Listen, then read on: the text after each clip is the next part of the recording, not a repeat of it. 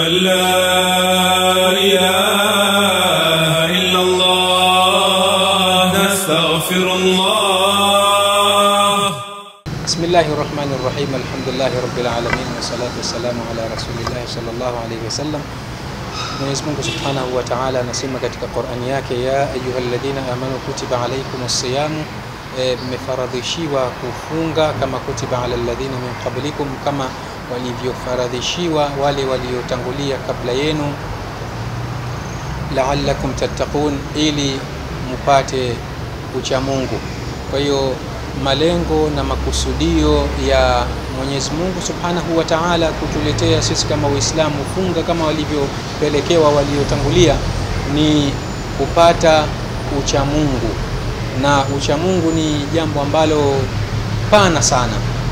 Kwa hiyo kwa kuwa Mwenyezi Mungu anatupenda na anatupendelea khairi sisi kama waja wake, basi akatuwekea hii funga ya mwezi mtukufu wa Ramadhan.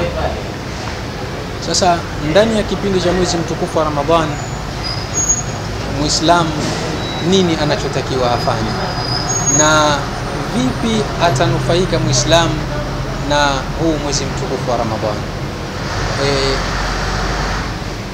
Mwenyezi Mungu amesema ayyama ma'dudat, ni masiku machache hayo ambayo tunashughulika sisi na Waislamu na swala zima la funga. Kwa hiyo mwezi mtukufu wa Ramadhan umegawiwa katika makumi matatu. Kumi la mwanzo ni kumi la rehma, na rehma inathibitika katika ule usiku wa mwanzo ambao tayari umeshatupita. Usiku ule Mtume sallallahu alayhi wasallam anauita lailatun nadhara, ni usiku wa mtazamo. Mtazamo upi? Mtazamo wa Mwenyezi Mungu Subhanahu wa Ta'ala kwa waja wake, kwa sababu Mwenyezi Mungu ni rahim, ni mwenye huruma, ni mwenye upole. Kwa hiyo ile siku ya mwanzo anakuwa anawaangalia waja wake kwa jicho la rehma, na yule ambaye anapata na yeye anaingia katika kundi la ambao wanaangaliwa na Mwenyezi Mungu Subhanahu wa Ta'ala kwa jicho la rehma, basi mja huyo hawezi kuingia katika moto wa Jahannam. Kwa hiyo kumi la mwanzo ni kumi la rehma, kumi la pili ni kumi la maghfira, na kumi la tatu ni kumi la kuwekwa mbali na moto. Kila siku huwa tunahimizana kwamba kila kitu huwa kinahitaji maandalizi. Sasa ikiwa tumechelewa kufanya maandalizi,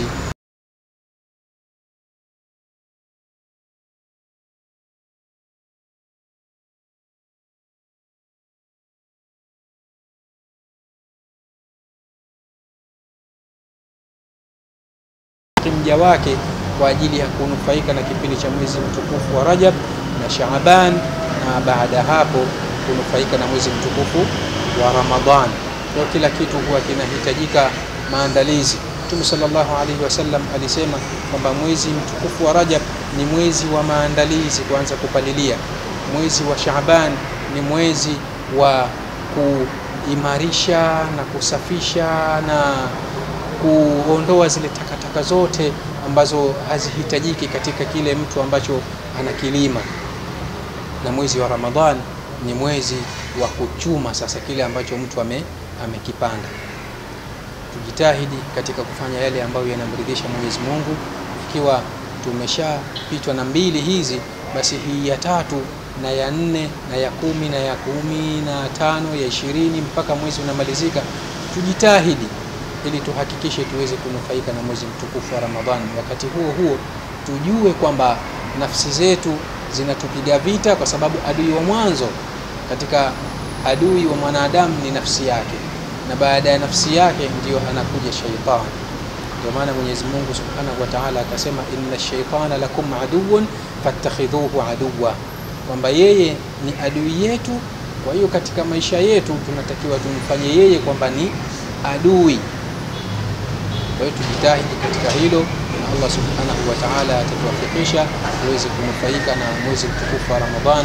Tujitahidi kufanya ibada, tujitahidi kuleta istighfar mara kwa mara, tujitahidi kuleta adhkar, tujitahidi kusoma Qur'ani kwa kiasi ambacho Mwenyezi Mungu atamwafikisha mja wake, kwa sababu taufiki ya Mwenyezi Mungu inategemeana na spidi na himma ya mwanadamu. Ndio maana kule katika aya akasema in yurida islaha yuwaffiqillahu bainahuma, ni yeye mwenyewe mwanadamu atakapokuwa na nia. Tuna msemo wa Swahili tunasema penye nia pana njia. Kwa hiyo ikiwa sisi wenyewe tutajitahidi, katika aya nyingine Allah anasema inna Allaha la yughayyiru ma biqaumin, hatobadilisha Mwenyezi Mungu kile kilichopo kwa watu, hata yughayyiru ma bi anfusihim, mpaka wakibadilishe kile ambacho kipo katika nafsi zao. Kwa hiyo ikiwa sisi wenyewe tutajitahidi na tutaonyesha nia kwa Mwenyezi Mungu kwamba tunataka tunufaike na mwezi mtukufu wa Ramadhani katika nyanja mbalimbali za ibada, basi Mwenyezi Mungu Subhanahu wa Ta'ala na yeye atatuwafikisha na tutaweza kuzipata zile thawabu na yale manufaa ya mwezi mtukufu wa Ramadhani. Wallahu a'lam. Wassalamu alaykum wa rahmatullahi wa barakatuh. Ashhadu an la ilaha illa Allah